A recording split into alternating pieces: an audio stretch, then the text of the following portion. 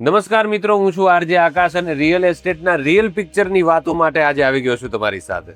કારણ કે real estate વિશે કોઈને પૂછવું હોય ને તો આપણે મિત્રોને તો પૂછતા જ હોઈએ, કોઈની સલાહ લેતા હોઈએ, પણ હું આજે એક્સપર્ટ સાથે હાજર થયો છું. કારણ કે એમાં શું અનુભવ હોય ને તો એ સારી રીતે બોલી શકે, સમજી શકે અને ફ્યુચર જોઈ શકે. 30 વર્ષ કરતાં વધુ જેમનો અનુભવ છે એવા મિસ્ટર રાજન સાવલા આપણી ભેગા છે. મુંબઈ, દુબઈ, પુણે, આ બધા જ રિયલ એસ્ટેટવાળી ટોપ 5 કંપનીઝ જે હોય વર્લ્ડની એમાં એ કામ કરી ચૂકેલા છે. હેલો સર, કેમ છો? બસ ફાઇન, તમે કેમ છો? અરે આનંદ મંગલ. એટલે રિયલ એસ્ટેટ એક એવી વસ્તુ છે ને કે બધા લોકોને આમ મનમાં કંઈક ને કંઈક સવાલ મૂંઝવતા હોય. તમે આને કઈ રીતે જોવો છો? રોકાણ તરીકે, ઓપોર્ચ્યુનિટી તરીકે, કે પછી ખરેખર એક ઘર અથવા કોમર્શિયલ વસ્તુના ઉપયોગ માટે?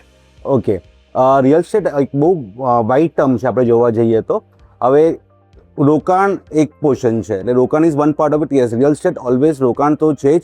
અગર તમે પોતાના માટે ફ્લેટ રહેવા બી તમે લો છો તો એ તમારું એક ઇનડાયરેક્ટ રોકાણ થઈ જાય છે બેસિક. એટલે આજે આપણે ફેમિલી છે તો તમે એ વિચારો કે આપણા ઘરે આપણી બહેનો લેડીઝ એ લોકોને છે કે તમે જે બી પ્રોપર્ટી તમે એક્સ વેલ્યુ તમે પ્રોપર્ટી આજે બાય કરો છો, over a period of time A property value 2x 3x 4x થઈ જાય છે. ભલે તમે પ્રોપર્ટી ઇમિડિયેટ તમે એક વેચવાનું નથી, બટ તમારું હૈયું ઓલવેઝ ભરેલું હોય છે કે આજે મારું અસેટ વર્થ આટલા રૂપીઝનું મારું અસેટ વર્થ છે. તો તમે એઝ અ ઇન્વેસ્ટમેન્ટ બી લેતા હો કે રહેવા માટે બી લેતા હો, it is basically an asset જે તમે પોતાની અને પોતાની ફેમિલી માટે તમે ક્રિએટ કરી રહ્યા છો.